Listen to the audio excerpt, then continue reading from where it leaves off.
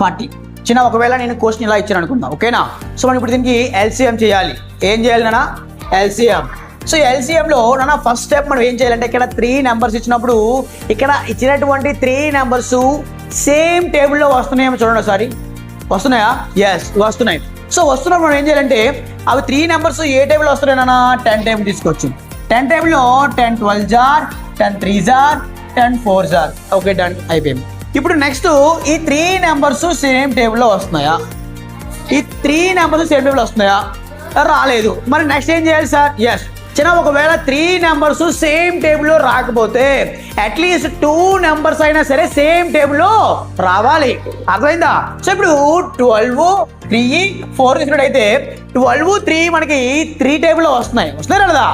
So వస్తున్నాయి కాబట్టి ఇప్పుడు నేను 3 టేబుల్ తీసుకుంటున్నానమ్మా. చూడండి 3 టేబుల్లో 3 4 జార్, 3 1 జార్, 4 రావట్లేదు కాబట్టి ఎగ్జాక్ట్గా అలా తీసుకోవాలి. ఓకేనా?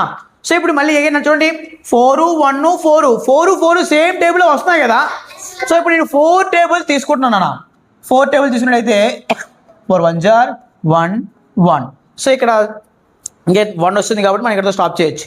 మల్టిప్లై చేద్దాం.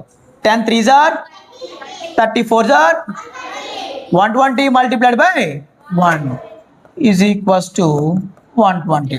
This is the answer. అందరికీ అర్థమైంది అనుకుంటా చెప్పింది. క్లియర్?